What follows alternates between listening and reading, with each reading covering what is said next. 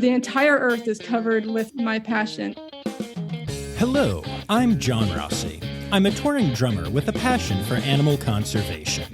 When I'm on the road, I spend as much time as possible visiting zoos, aquariums, and conservation organizations. Now, I want to share those places with you. I'll be talking to keepers, vets, conservationists, anyone who can help me in my mission of connecting my people to animals through their people. Join me on my Rossifari. Hi, hello, and Happy New Year. Welcome back to the first new interview episode of 2022 of the Rossifari podcast. I hope your year is going swimmingly so far, and I can tell you that mine's been pretty solid, having a good time. Currently hanging out up in Buffalo, New York, where I am recording this intro, and y'all, it's snowy. It has been snowing like every day, and for those of you that don't know, one of the dogs in my life is a 9, almost 10-month-old now puppy named Paradiddle. Her full name is Peggy Sue Paradiddle, and there is so much drum nerd, music nerd stuff in there that I'm just going to leave it alone. If you get it, you get it. If you don't, cool. But Perry, as I like to call her, that's not true. I like to call her Paradiddle. But Perry, as we call her, is loving her first experiences in the snow. Her favorite thing in the world is finding sticks outside. At least that was true until she discovered that you can find sticks outside in the snow. Now that is her favorite thing in the world. So that's been much of my year so far, and I got to tell you, it's not a bad way to start the year. There's probably some nugget in there about always be the dog that finds the stick in the snow or something like that as you're looking at New Year's resolutions and stuff, but I don't really believe in those, so yeah. But also, always be the dog that finds the stick in the snow. I will say this about the new year, though. I don't know if you all have heard this or not, but this new variant of COVID is spreading like wildfire. The Omicron variant is tearing up the world right now, and I bring that up not to bring y'all down, but to point out that it's been really cool doing a bunch of in-person interviews for this podcast lately, and I've been loving all of that, but we're going back to Zoom for a little bit, y'all. I had a couple of in-person things scheduled, and they have been canceled. There have been staffing issues. Heck, even one of my just personal trips that I was taking to a zoo, it ended up not really feeling safe, and the people I knew there were either dealing with the short-staffedness or were being forced to quarantine or whatever, so one of my own trips got cut short. There's just a lot going on right now, but the good news is Zoom exists, and, sounds pretty good. So starting today, we're back on Zoom interviews for a while, but I've got some really cool guests coming, some really neat interviews lined up, and I'm excited to share them all with you, starting with today.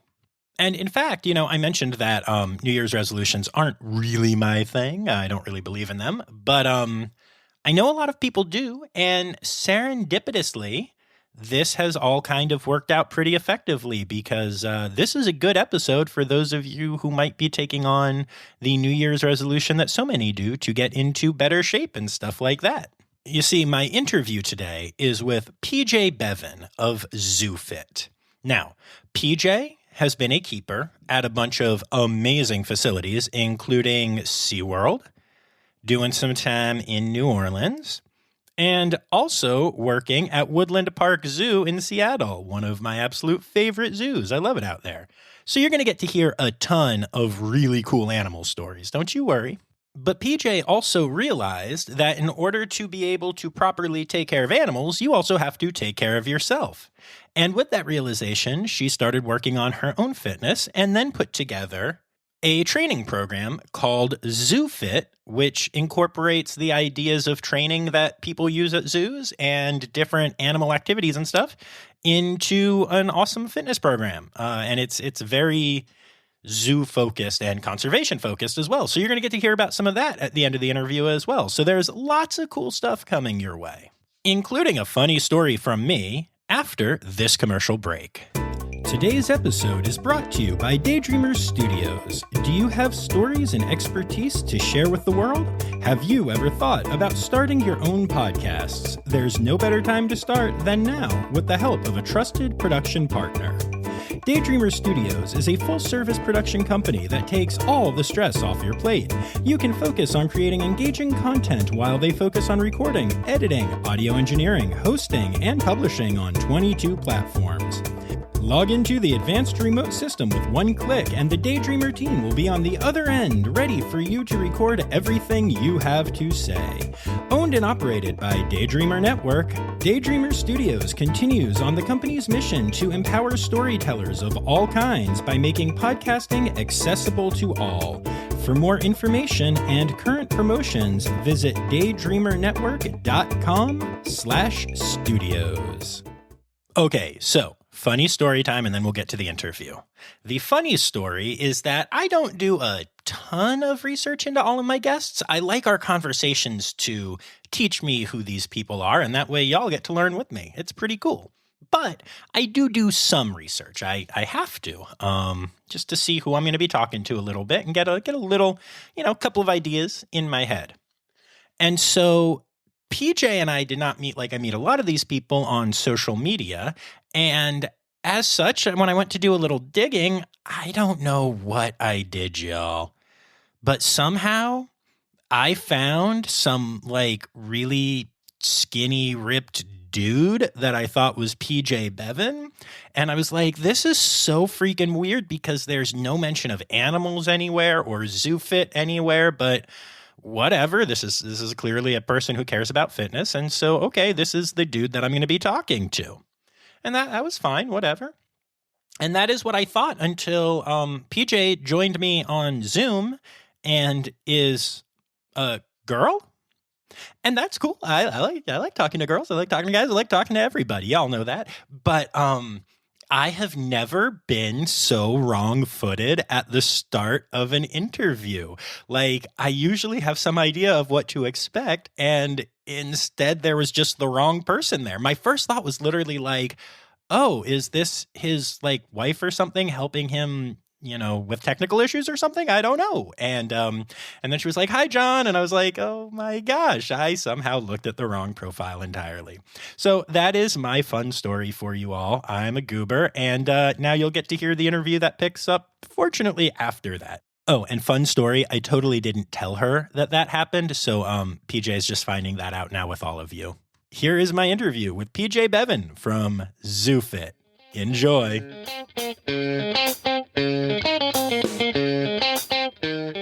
Hi, who are you? Hi. Hi, John. I'm PJ Beaven with ZooFit. I was a zookeeper for 15 years, working all over the country. And now I've traded my work keys and my radio and my Leatherman for jump rope, dumbbells, and fitness. So again, looking to help change your people's lives and change the world at the same time by having a lot of fun. I love that. And okay, so listeners, you know me, and you know that I'm not throwing an infomercial your way. So when you hear that, don't worry. I promise you, we are going to have a really good, real deep talk about animals and stuff. And PJ's mission matters. And honestly, this episode is for everyone, but especially is for the keepers and the people in the industry in my audience this time. So yeah, stick with us. You're going to really enjoy this. And so, PJ, let's start off by talking a little bit about your career. What got you into the pursuit of animals and keeping and all of that? All right, we'll be back after this quick break. Check out the new nature podcast that everyone is talking about, Birds of a Feather Talk Together. If you like Radiolab or Planet Earth, you'll love Birds of a Feather Talk Together. Escape from the daily grind into the world of birds. 2 experts and 2 amateurs talk about a different species every week.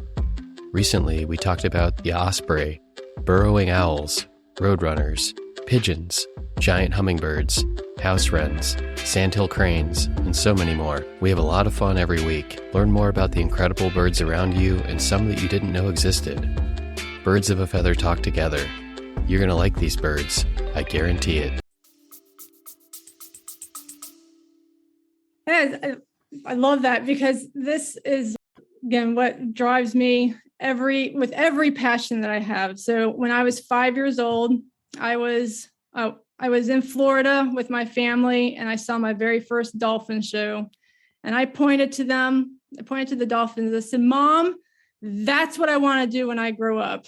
And I'm pretty sure she said something along the lines of course, dear, because by that time I had wanted to be a veterinarian, a horse trainer, a dog trainer, and a lion trainer at some point too.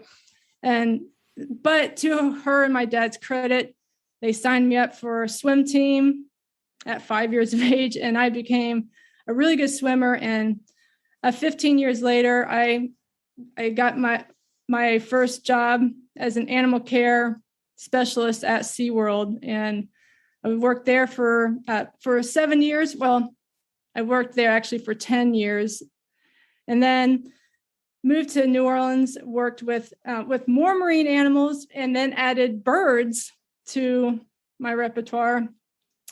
And then finally moved all the way to the West Coast, where I fell in love with land animals of all things. and I got a job at Woodland Park Zoo, where I worked for 5 years and ended up with the elephants at Woodland Park Zoo. But I worked Wait. So you went from marine mammals to elephants, the most land mammal that has ever land mammaled, right? Okay. That is, yes. That's impressive. I like that. That's a heck of a journey. It was. And what really, again, sparked my interest and got me interested was visiting a zoo, it was SeaWorld, but it was visiting the places that had these animals. And every time I visited, I was just, again, that craving, that calling, that passion was ignited.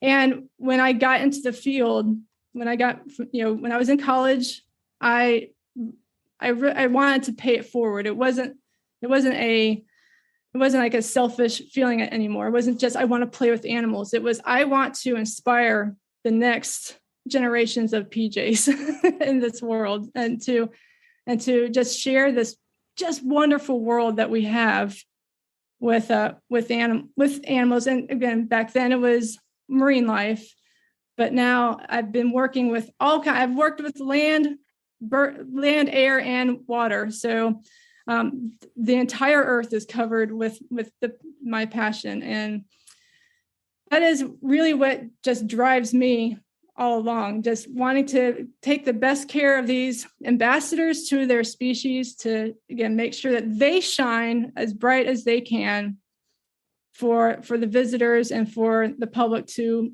learn, care, and act for conservation. Yeah, that's awesome. That is such a good goal. So when you started at SeaWorld, which, by the way, that's a heck of a place to start. That's really exciting. What were you doing there, and what was it like? Well, when I started, I was in education, and folks, SeaWorld, they took care of their employees. As an educator, I was actually studying animal behavior, the psychology of animal behavior at the University of Central Florida, and SeaWorld helped cover at least half of my tuition. Whoa! So, yes, that's awesome. So back then, it was just, again, a great way to get my foot in the door, learn even more about marine animals, and then also kind of prove myself. It was a way for me to show up, show how dedicated I am, and let them see who I am. But then again, when I wanted to get the job, I felt like I was ready. I was scuba certified. Once again, I've been on swim team at that point for 10 years. And I thought I was like, I'm ready. So I tried out for an entry-level position, what they called a husbandry assistant. And they didn't work with the animals. They kind of did more of the chores around, kind of like an apprenticeship. And they rejected me right away. I was like, okay, cool. Pretty cool. Like, but But instead of getting discouraged, I said, well, why? What can I prove on? They're like, well, you need some animal experience. And so signed up immediately to be a volunteer at the Humane Society, at a wildlife refuge, got some animal experience, tried out again. They still rejected me. I'm like, well, okay, great. What do you need? They said, well, you barely passed the scuba diving, so get more experience scuba diving. And I was like, okay, great. Got out there, started diving on my weekends, just recreational scuba diving. Came back. You need more experience with large animals. Got it. And I went out.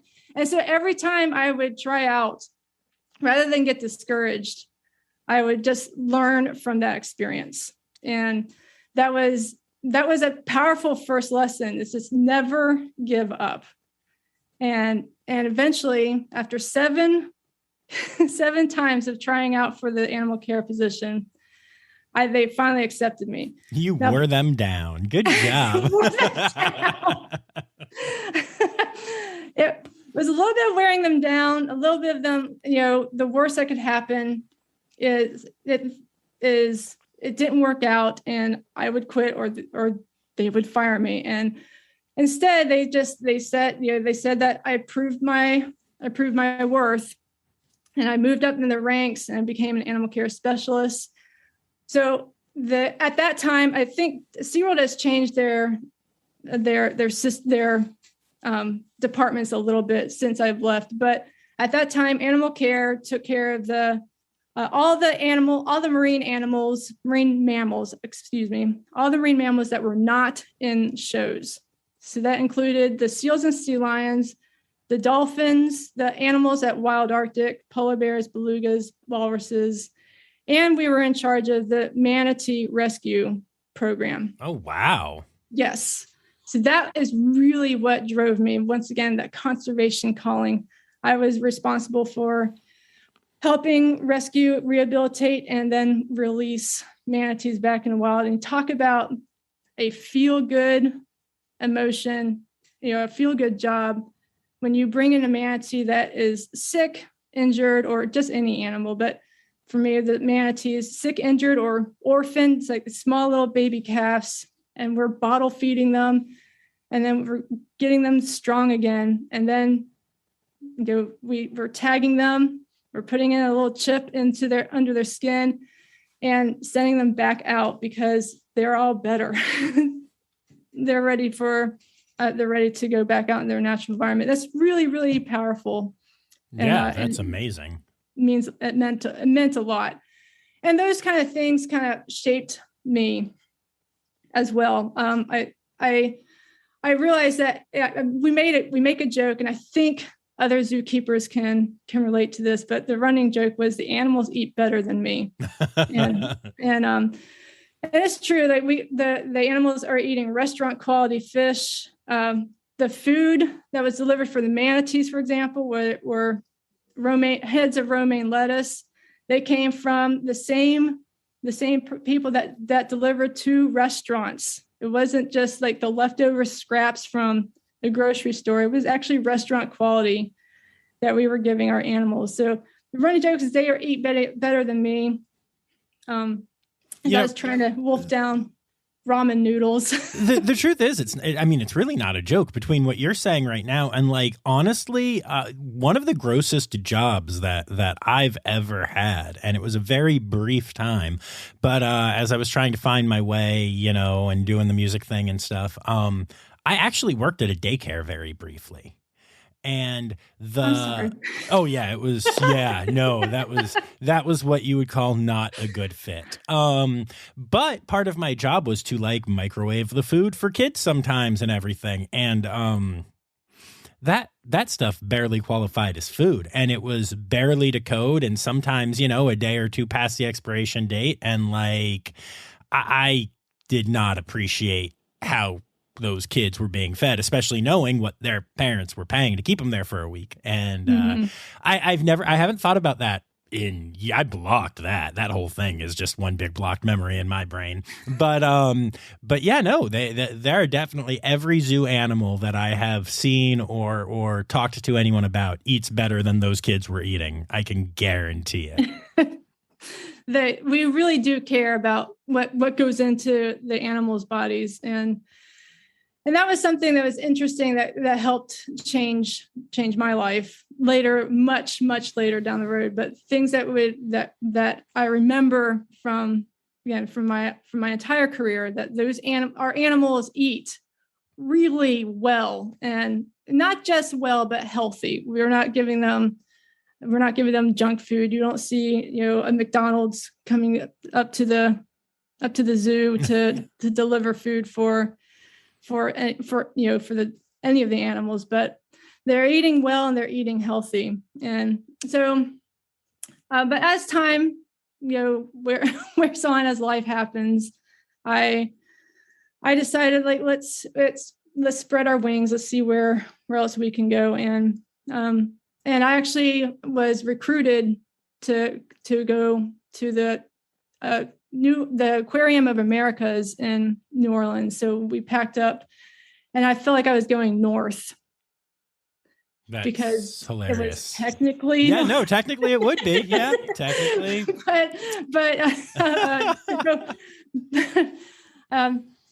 But it was not north, and it was kind of just like, it was just the same weather as Florida, but different culture. And after some little bit of struggles out there, we decided to let's regroup, let's reconfigure what's going on.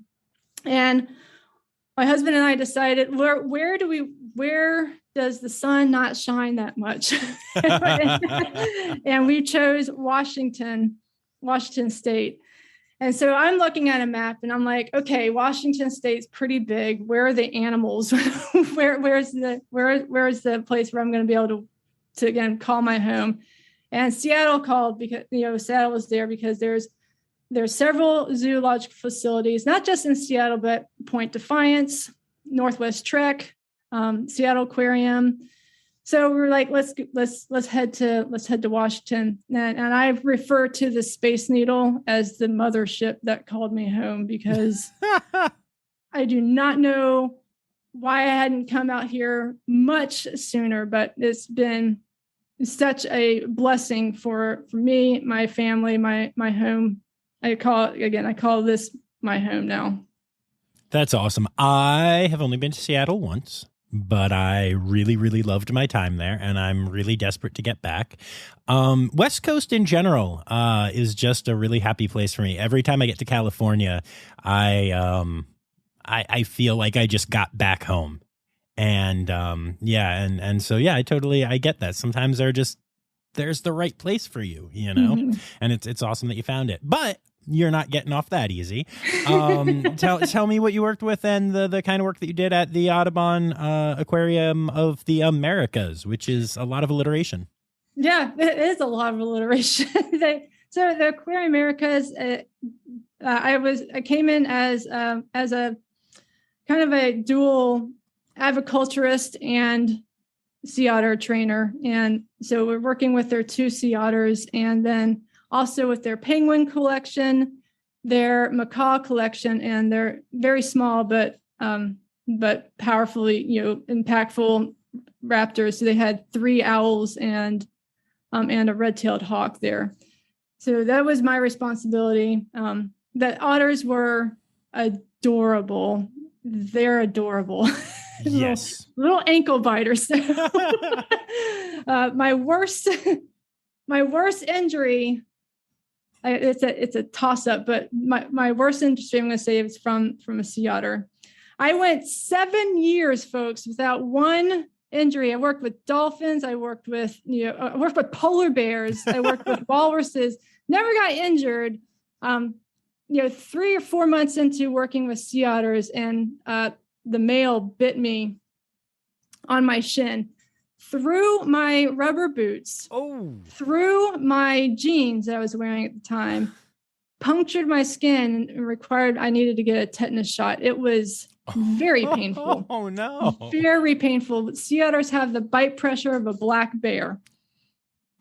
Wow. I did not know that. That's incredible. Wow. Yeah, I haven't had a chance to meet sea otters yet. River otters for sure. But sea otters are near the top of the list, though maybe slightly not at the top now that you told me that.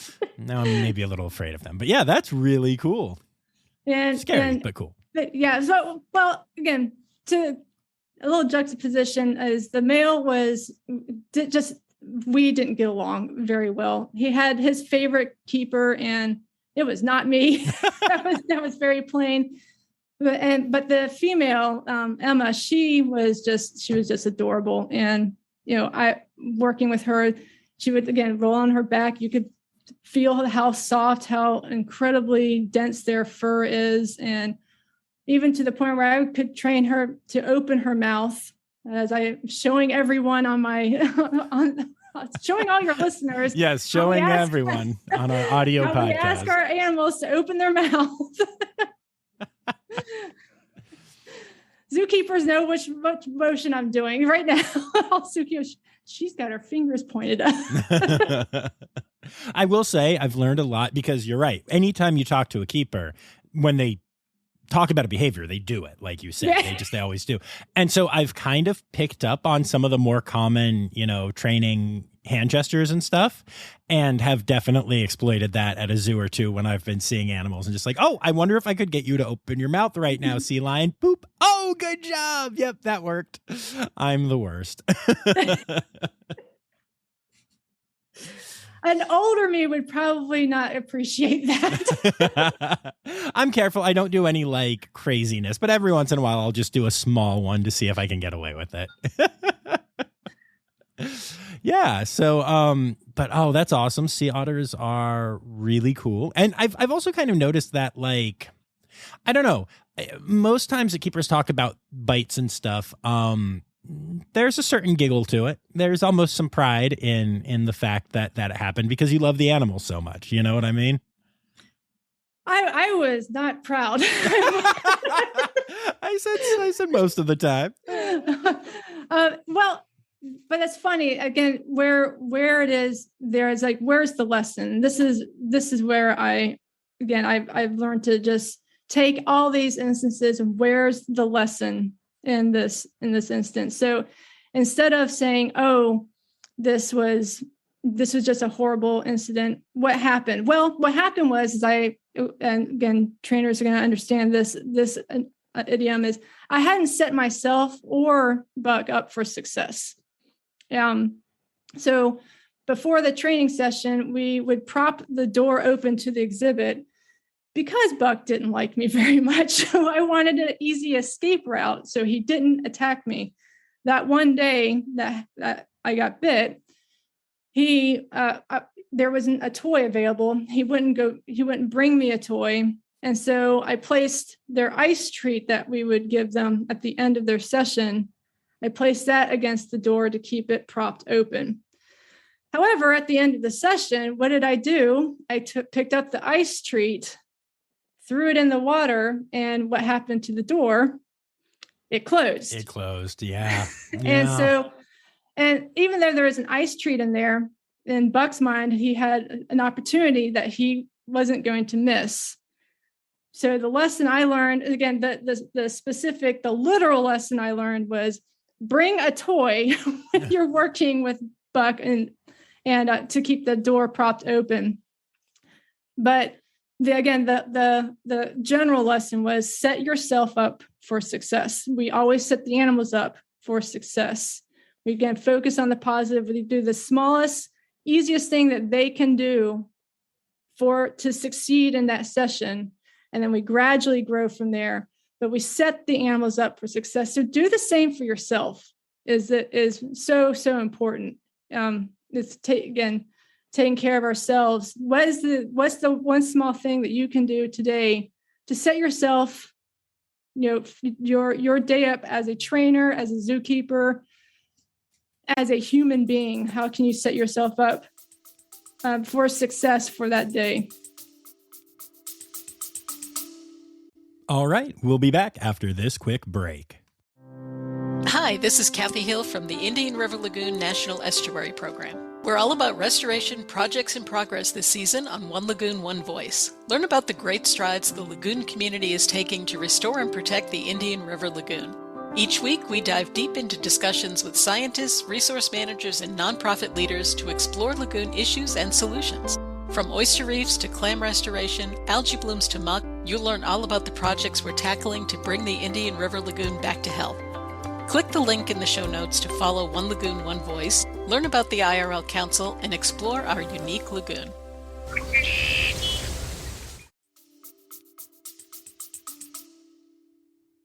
That makes sense. And so then you ended up both at Cougar Mountain and at Woodland Park, correct? Yeah, so a brief stint at Cougar Mountain. I don't even remember all the animals I worked with there. But they have a huge reindeer herd, and they have lemurs, and they also have lots and lots of birds. As I said, deer, alpaca, and I was there for just a very short time, because as soon as we moved to Washington, my resume went everywhere, and Cougar Mountain was the first place to hire me.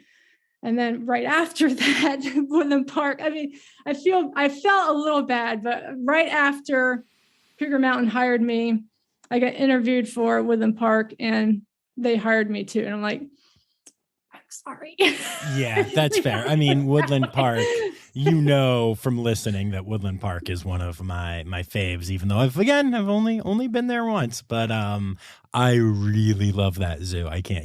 That's a dream facility for sure. So what did you do there?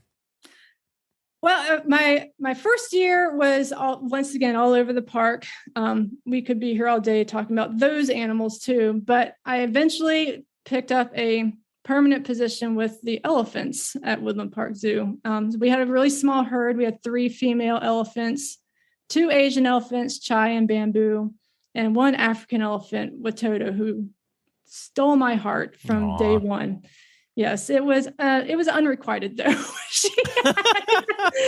She had a notorious history of not liking women. Those are quotation marks, folks. She had a notorious history, but it was just so hard not to love her. She had she wore her heart on her sleeve. So if she was annoyed, she would just kind of shake her entire body, flap her giant African ears, and go about her day. But if she loved you, if she liked you and she appreciated you, she would give you this sweet little rumble. It was like a purr that not only could you hear, you could actually feel down into your bones.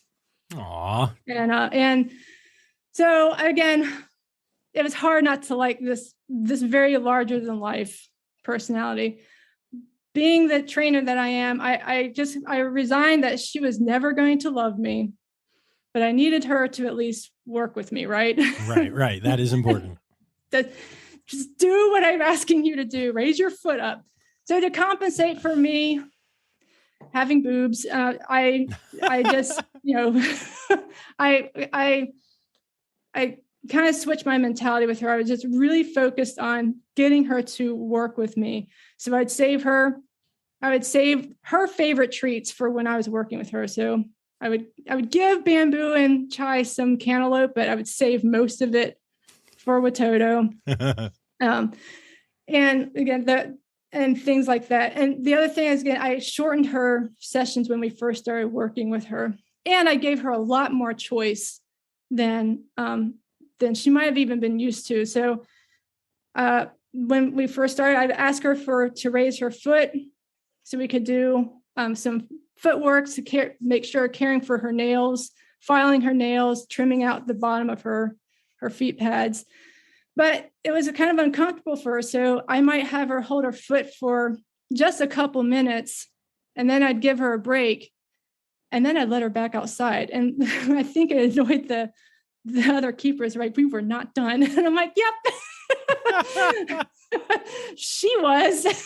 and so she really learned from that she had a lot more choice when it came to me. And because of that, she came back to me again more and more frequently. Sure. That makes sense. And so even though they were shorter sessions, she would come back and then we would get all the footwork finished. So we would take a 30-minute session, but break it down to smaller chunks for her, make it a lot more enjoyable for her. And I got this reputation where she wasn't acting belligerent towards me. She didn't charge at me. She didn't avoid, she didn't ignore me. And I never thought twice about it until one morning I came into the barn and I'm opening up. No one else is there, so I can't interact with the elephants really, but I can check on them, make sure everything's okay. And Chai comes up to me. She doesn't care who you are. If you're going to feed her, she's like, you're my best friend no matter what. Fair. But Watoto was in the room with her, and Watoto came over and gently pushed Chai aside, and then she lowered her head and she rumbled. Aww. And I was like looking around like, who else is here? And that was it. That was me. She was rumbling for me. And from that moment, again, Watoto was always super, super special. That's really cool. And that's that story there is the power of focusing on the process, not the destination. So often there's a life lesson from the animal kingdom. So often we set a goal. Right now I'm writing a book. I want to write a book, and we focus on finishing that book. We're just like, oh, how great it will be to have this book written. And it's hard not to focus on that. Oh, how great it will be to have this book written. But we don't want to be focused on the process of writing that. Right. And it goes for everything. We want to have the dream job, but we don't want to focus on the process of getting that dream job, what it takes to get that dream job. Once again, going back to me, working hard, learning what can I do to improve. Steve Martin, the comic, we have to differentiate in the animal training world that Steve Martin is a very famous animal trainer. Yes. But yes. Steve Martin, the comic, has said for advice to ambitious performers is be so good they can't ignore you. And that's what it is. It's again focusing on this process, getting better every single day, getting so good that they can't ignore you. So awesome. Your energy is so awesome that Watoto, the elephant who hates women, will rumble for you. Absolutely. I love that. And that's something that I'm really passionate about too. The most talented musicians in the world are not always the professional musicians. And I know drummers who are better than me who can't make a living in the industry because they're not driven and they don't work hard and they don't want to, take direction and they don't bring the right attitude towards it. And the number one thing that I see from my amateur musician friends who are bitter about it. Now, don't get me wrong. Like, you can be a musician as a hobby, unlike zookeeping, where you can't really be a hobby zookeeper. I've tried. But other than that, in music, so many people just take this attitude of I should be a pro, not I should be working towards being a pro. And there ends up being such bitterness. But the thing that I notice in most of those cases, and this is, what I see from people in my world, is that they just, I'm a composer. I should be paid for my compositions. I should get to make a living off of my compositions because I compose good music. And that is super not how the world works. I am a good drummer and I get paid for being a good drummer. but also for the attitude I bring and the work ethic and the years that I have put in and the specialty within drumming that I have focused on and that I spend my time practicing. And I'll tell you now, when I sit down at a drum set by myself, I don't sit and try and get better at playing 20-minute drum solos because I don't need to. That's not the world that I'm in. There is a world for that in drumming, but it's not my world. So I sit and play the same stupid beats and the same stupid fills and work on new things to really focus on being the best type of drummer that I am, so that the next time that the next person comes along and is awesome, they are still worlds behind where I'm at because I have worked my tushy off, on that focus, and I constantly focus on the process. I was in the middle of a show today and I literally was analyzing how I was holding the stick in my left hand because you always want to be good at that. And I've been playing the drums basically my whole life. And still important to focus on the little things and the process. And that's what makes the bigger picture work out, So That's fabulous. Yeah, I always feel like, again, if you're not learning a little bit, and I think zookeepers can totally relate to this, if you're not learning a little bit more, what's the point? we actually, another analogy, I just found out about this last year. I love this. I never worked with sea squirts, but apparently they're like this a symbolic animal for me now. They actually have demonstrated why humans have a brain. And the sea squirts are this really teeny tiny, really pretty animal. I think resembles like a sponge and a coral or an anemone kind of in one. And when they're first born, when they are an animal, they have a little tail. And they have a very primitive brain, a little primitive brain cord. But then their second phase of their life, they attach themselves to a rock and they lose their tail because they don't need to move anymore. But because they're not moving anymore, they then absorb their brain. So we have zombies on this planet. That's amazing. But they eat their brain because they don't need it anymore because they're not moving. And so here's another metaphor, folks. We have a brain in order to move.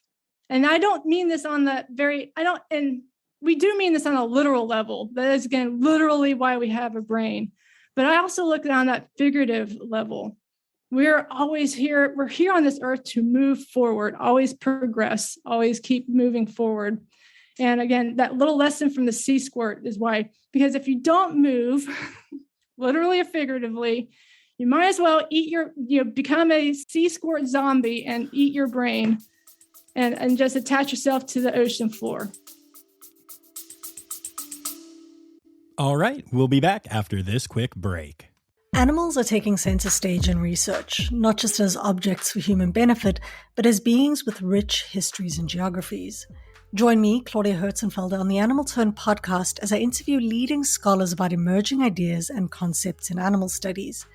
Each season delves into a unique theme, revealing how concepts intertwine or diverge.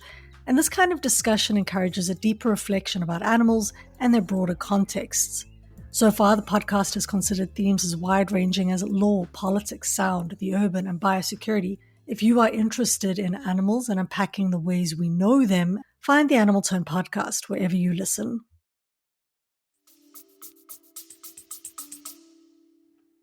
That makes sense. I like it. That's good. And so with that, I think we should transition from the animal stuff that you have done to all of the stuff that you are doing since that is still very zoo and keeper focused and all of that. So what led you to, let's start with ZooFit, and what led you to, tell me about your journey that got you to this and the realizations that you had about it and stuff.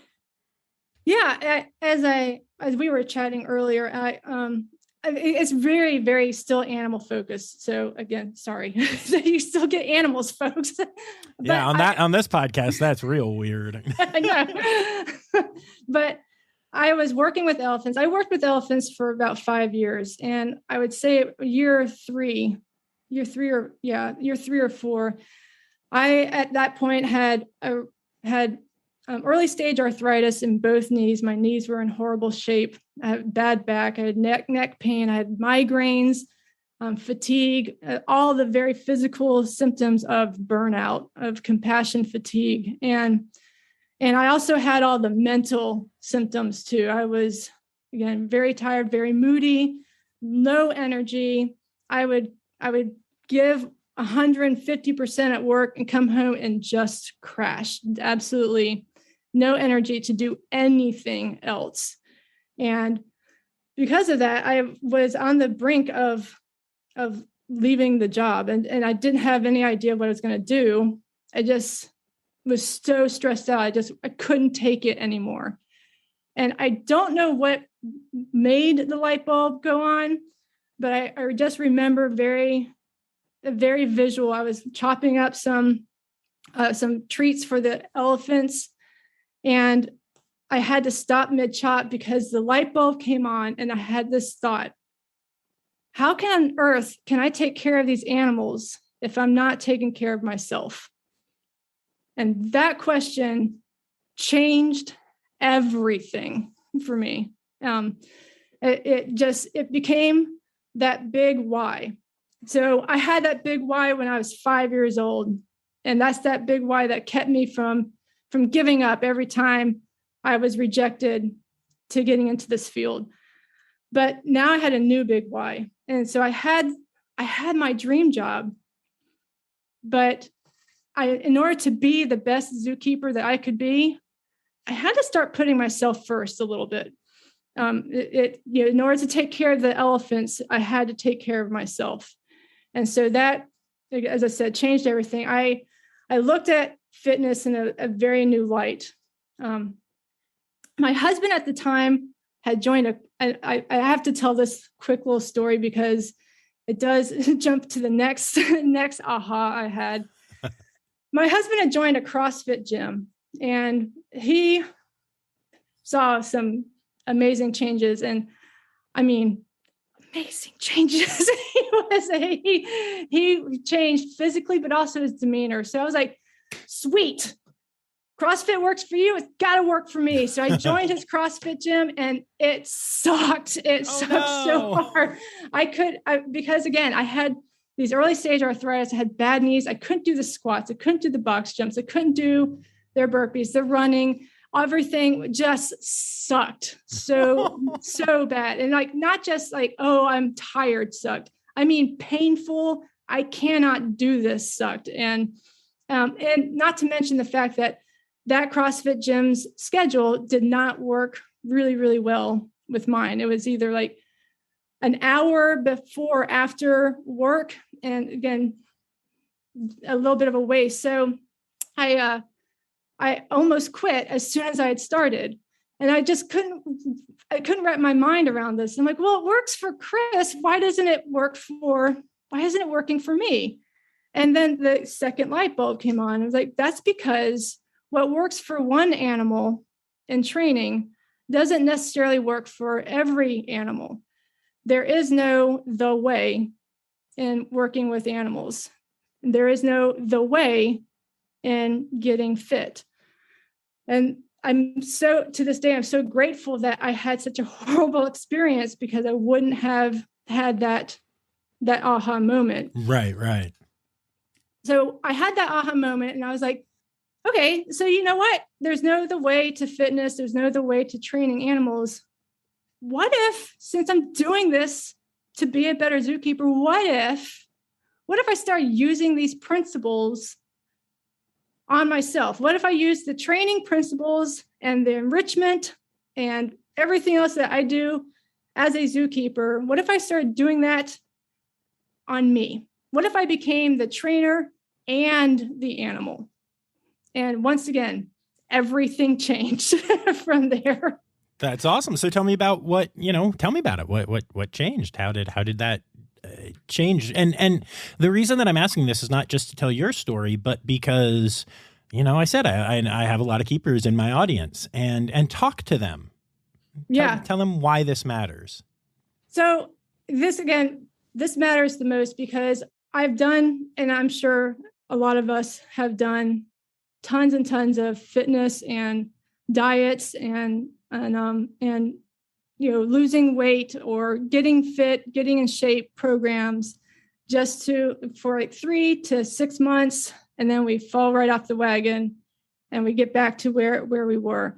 And then we have to start all over again, getting back to where we want. And as soon as we hit that goal weight, we fall off all of our old habits. And that's, again, not sustainable. But what is when we train an animal, we don't just train the animal and then never work that behavior again. We train the animal, and then we keep maintenance on it by we don't get a blood sample from an animal and then never practice that behavior again. We practice it for the long term so that whenever we need to, we can get the blood sample. Same thing with weight. Same thing with going in a crate. Same thing with us. So instead of just like going gung ho and burn out at the gym too, on top of burnout at the zoo, I decided let's create a bunch of different little habits that will support losing weight, support gaining more energy, and we'll train it just like we'll break it down into small, achievable steps. And then at the end result, once again, focusing on the process, not the destination, but the end result is I have a lifelong habit, not a quick fix. So for instance, we'll take drinking water. I didn't drink a lot of water, drank a lot of soda, as I think a lot of us do. I wasn't big on caffeine, but I drank a lot of soda. And so just switching out for, okay, you know what? Starting so small, so stupid easy that I cannot fail. What's the simplest thing? How I set myself up for success? Is take one sip of water, just one.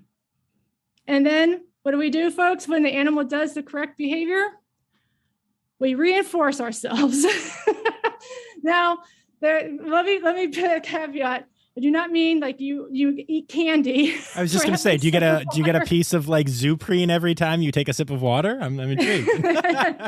But we do reinforce ourselves, and there's the caveat again. Instead of not just a reinforcement, it's not a reward. It's a reinforcement, a celebration of sorts. In animal training, they have the acronym ABCs for antecedent, behavior, consequence. That's really nerdy. When I'm talking about to other people that are not zookeepers, I usually change it to activation, behavior, and celebration. And because that's the consequence we're looking at. We're looking at a celebration. But think about, we don't give an animal a treat every single behavior. Sometimes we give them a verbal. We're like, good job. We give them some attention. We may jump up and down. We may give them a good rub down.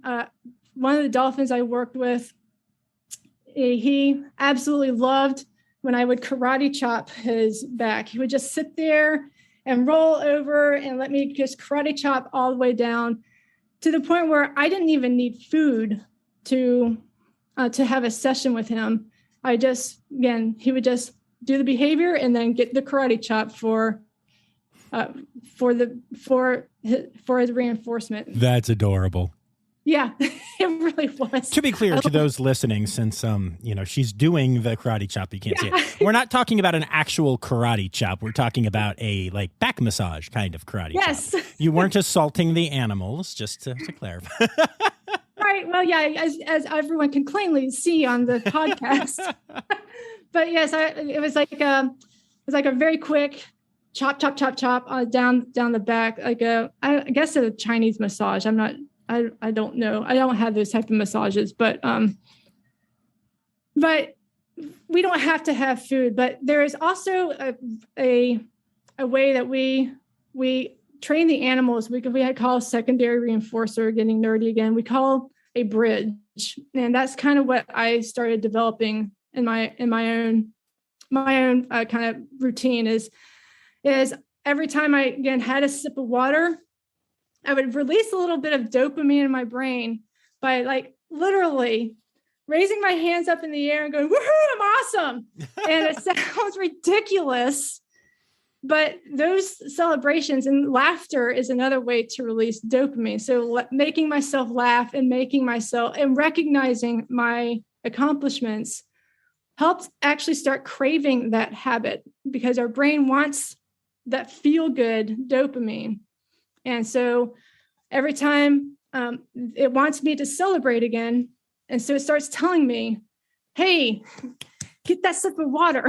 and then from there, it started growing. So then it wasn't a sip, it was a cup. And then from there, it was a bottle of water.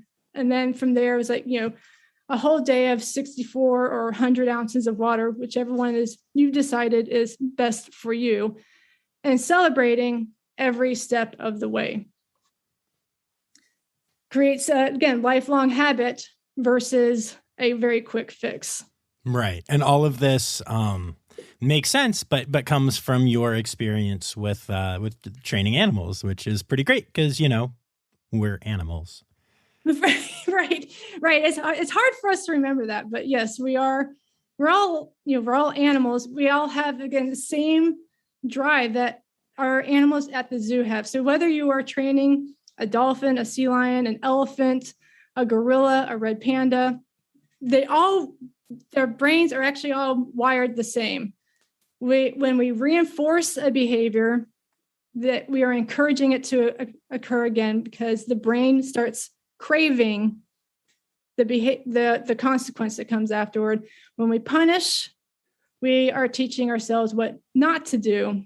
And as animal trainers, we'll also reiterate, it's just not as effective. Right. You can teach a dog to sit more easily by telling what you want it to do than by punishing it for standing, lying down, walking, jumping. It's going to take a lot longer. So I eliminated all that negative mindset, the punishment, the guilt, the shame, threw that to the wayside. It's like we were focusing on only the positives. And that leads to the other way I dealt with my with my own, again, program at this point, was when I did make mistakes. Well, what did I do with the animals when the animals made a mistake? And I realized, again, we don't ignore the mistake, but we learn from it. We give the opportunity to learn by giving a neutral response. So looking at the situation, oh, I had a donut. I didn't want to eat donuts, but the donut was there and I had it. So rather than beat myself up over it, what can I learn from this situation? Well, maybe I didn't have a good enough breakfast. Maybe I can maybe I can reroute my route to the next destination, so I avoid the break room that always has donuts in them. You can avoid that. Or again, packing a better snack, and again, reinforcing the healthy habits and kind of just drowning out the negative ones. I love it. And you put all of that into ZooFit then? Yeah. So again, I started this journey. I started on these little habits, and within about 6 months, I lost 50 pounds. I know nice. But again, more than the weight, it was how I felt. I felt stronger. I felt more confident, and that's really what we are looking for. That confidence, the energy, the strength, the endurance to last all day with our brains completely on. So we're there for the animals, giving them the best care, and then being home and still having the energy to interact with our family, or God forbid, we have a social life and go out with friends. So those were the big markers that I saw just a great change.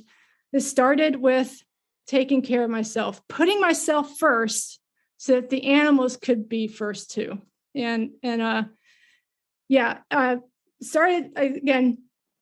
Started seeing this change. Again, for me, it was a long haul, right? For me, I'm like, wow, 6 months, a lot of hard work. Woof. But to my friends and other coworkers, that change looked like a snap of the fingers. And so they wanted what I had. And I'm like, well, if you want to, I can maybe lead a workout. And so we started working out downstairs in the elephant basement, what we called it. It was a big storage area. And we would just work out in the elephant basement a couple of times a week and making it fun, making it very engaging, and building that habit and changing other zookeepers' lives. And then that's where we're getting to right now is there just came this point in my life. I was like, what I'm doing is really cool, but I want to share with others. And I wasn't sure how to go about it. And something happened at the zoo that just kind of helped me make that the decision. So we decided to close the elephant exhibit. And again, I support them. This is actually a rarity, but we kind of knew that zoos have to be 100% committed to the animals that they're taking care of. And at that point, we were down to 2 elephants, and we had to make that decision. Do we want to be, what kind of facility do we want to be for elephants? And we decided to close the elephant exhibit and send them to, again, a place that would be 100% committed to the elephants. And then and at that point, I was just kind of recognizing like, hey, at this point, I could go on being a zookeeper, being super happy. I got trained at the family farm, playing with goats and pigs and chickens, and it was amazing. And I couldn't, but I was thinking in my head, I'm like, hey, this is a thing. This is super, super fun. This is super cool. What if I started sharing this with the world? And so when the elephants left, I decided to go my way as well and see what we could do with what I eventually started calling ZooFit. So I do call it ZooFit because I think that whole story kind of explains why. Yeah, I think so. I don't think I need to explain why, but its origins are with the zoo. And the other point that we didn't get quite to is the connection, the reason why we have zoos in the first place, and that is that connection to conservation. Remember when I was talking about manatees, how I said that the animals eat better than me? I do not say that anymore. I invest a lot in my food, not just so that it's healthy for me, but also that it's not having a negative impact on the environment.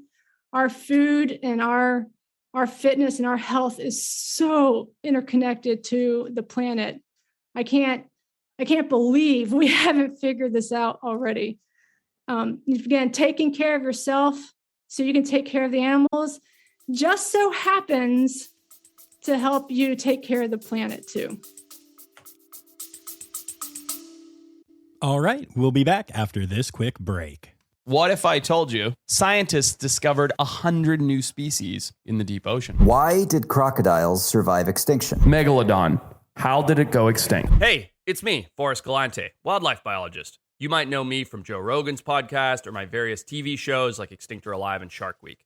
Join me and my friends as we dive into the wild world of animal anomalies and everything wildlife. Don't miss out. Click here to uncover these mind-blowing animal mysteries. I love that. That's so cool. And if people want to learn more about ZooFit, where can they do that? I do have a website. So it's zoofit.net. And I do a lot of blogging.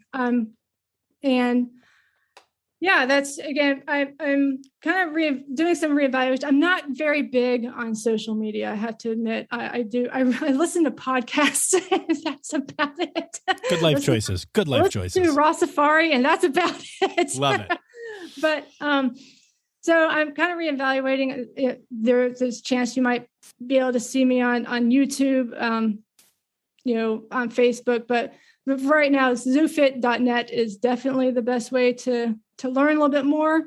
But in the future, and this is, again, far future, but in 2022, as I mentioned, I'm working on a book. And these things I've just talked about, again, how to make fitness fun, engaging, and impactful by learning our lessons from all the animals in our lives. Yeah, I love that so much, and I'm excited to see what you do with that. And obviously, I will be happy to share that with my listeners when it is the appropriate time. So yeah, no, that's really cool. And you also have your own podcast. I do. Yeah, yeah. There you go. This is why I did a pre-interview today. I do have. I am really bad at marketing, obviously. I have a podcast, and it's called ZooNotable, and I love books of all kinds. But what I do is, again, it doesn't have to be animal related, although I do venture into animal related books. But I take out some of these gems that the books might tell us. And tell us how to improve our lives. So again, once again, we can be the best versions of ourselves for the animals or whatever is important to you. And so again, doesn't have to be animals. If you're listening, just an animal lover, can be for your family, your community, just again, helping us be the best version of ourselves. Awesome. Love it. And so that is ZooNotable. Yes. And you can check that out wherever you find podcasts, right? Yes. Yay. All right. And then how about conservation organizations you want to give a shout out to? This is probably not what you want to hear, but so I was considering, and I do think that what conservation organizations are doing is vitally important, and not knocking what they're doing, but to me, it's just more important to have some kind of actionable item versus throwing money or just support. So to me, it becomes like a one-time thing when people throw money at again, Rainforest Action Network, Polar Bears International, Action for Cheetahs. It's great, and it's definitely helping, but it's just like a one-time thing. So for me, I actually encourage people to find an action that supports what they love. And for me, again, an example is what I ended up doing with my own fitness, with my own animals, is elephants, orangutans, tapirs, tigers, rhinos. They're very, very important to me, and a ingredient that has a huge impact, believe it or not, on my health and on their welfare is palm oil. And palm oil is in 75% of our processed food. So by eliminating palm oil, folks, you are going to have an impact on telling the producers of these foods that this is something we don't want. So we're getting voting with our dollar. So and we as the people taking action actually get something out of it as well. And once again, that reinforcement. So when I give money, I feel good, but to be fair, to be honest, when we're working out, it doesn't always feel good. So we're looking for that extrinsic motivation. We're looking for that outside reinforcement. Sure. And that same thing with giving to another organization. There's the intrinsic that I feel good which is what we want from all of our actions, whether again healthy habits or giving to organizations. But we are looking for the extrinsic, and that's where those actionable items can really come into play. So I highly recommend to, again, vote with your dollars, go to the grocery store, or go when you're going shopping. We're filming this. I'm not sure when you're going to be airing this, but we're in holiday shopping season. So if you're looking for something that, again, you can be reinforced, you get something out of it, look for one organization I am a part of is 1% for the planet. So you have some big names that are 1% for the planet. You have Patagonia, Clean Canteen, you have Seventh Generation. You have these big companies that are part of 1% for the planet. What they do is 1% of every dollar that they make goes to environmental organizations and to conservation. But so you are giving a little bit to an organization, but you're also getting something in return. And most importantly to me, we're voting with our dollars. We are telling these companies, this is the type of practice that we want, what we need. So again, rather than buying the cheapest brand of breakfast cereals, going for the ones they're not using palm oil, that are also doing things for the planet. So looking for 1% for the planet or sustainable ingredients, and supporting those companies. So again, probably not the answer you're looking for, but it's an open-ended question, and I think it's always great to find ways to support the planet and help things. I have no problem with that. That's great. That helping to save the planet is a message that is very welcome on this podcast. And I think the 1% thing is really cool. I think that, obviously I've talked a lot about avoiding palm oil and that kind of stuff. I think that's a beautiful message. I really do. That's awesome, PJ. Cool. But you know what it means it's time for? It's time now, don't you know? We've come to the end of the show. But there's one tale left to go. You're gonna laugh and say, oh no. It's time for the Rossifari poop story. Hit me. Well, I have been ridiculously fortunate to have never been pooped on, had poop slung at me, or fallen in poop. So my poop stories are a little sparse. However, again, relating this all back to, again, our fitness and working with elephants, as you can imagine, there is a lot of poop involved. And it was never spoken out loud, but we always had this like mentality of, 2 trips are for wussies. And so we would pile as much as we could into our wheelbarrows. Now it is literally impossible to fit it all in one. It's really hard and not recommended to put it into 2. Definitely can fit it into about 3 wheelbarrows, but if you only had 2 That's people, so much poop. It is so much poop. It really, really, really is. But if there's only 2 people working out in the yards, cleaning up the poop, again, 2 trips are for wussies. So, hey, there's another reason I was trying to get fit in the first place. So I didn't have to do 2 trips with the wheelbarrow. I've done it twice. The first time I was successful. It was hard, but again, I was able to do it. Again, didn't break my back because I had, strong, healthy habits in store. I've been doing deadlifts and I had been practicing and strengthening myself. But, oh my gosh, it was really, really, really full. And barely got it into the truck to take it to our Zoodoo pile. The second time was my lesson.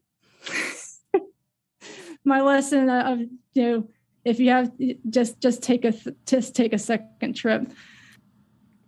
I piled on all my wheelbarrow had overfloweth, and I not only did I have all the poop and the leftover hay, but I had gathered all the toys from the yard too, and so I had everything very, very precariously hanging off of the wheelbarrow and just so positioned, and walking through the barn with the wheelbarrow.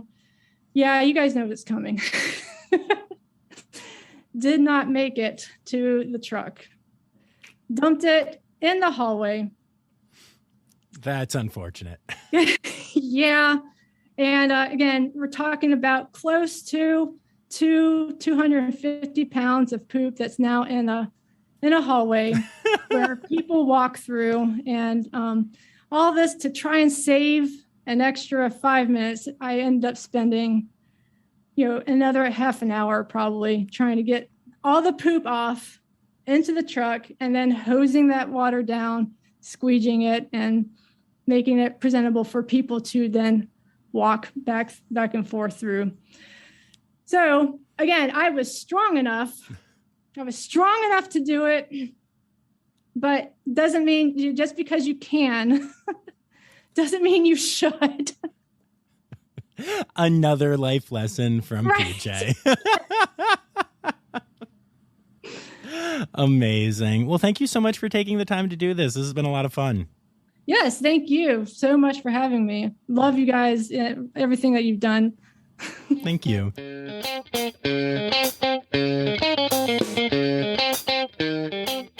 All right, so there you have it, folks. Make sure you check out zoofit.net to find out about ZooFit, and also check out the ZooNotable podcast that PJ has. And make sure you keep an eye out for her book that'll hopefully be coming out this year. That's exciting.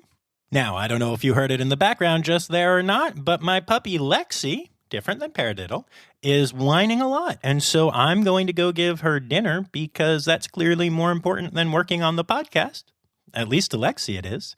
So again, Happy New Year, y'all. And don't forget to follow along at Rossifari on Instagram and Facebook and Twitter, at Rossifari Pod on TikTok, Rossifari.com to find new cool merch and also learn about the podcast, and Patreon.com Rossifari to support the pod. And here come those Steiderk. The Rossifari podcast is produced, hosted, and engineered by John Rossi. Editing and fact-checking by John and Dr. Zoe Vesley Gross. Our theme song is Sevens by Nathan Burke, performed by Nathan and John. Interrupting John theme and additional voices by Taylor Isaac Gray. You can reach John directly on Instagram and Facebook at Rossifari, or by email at rossifaripod@gmail.com. Rossifari is part of the Daydreamer Media Network.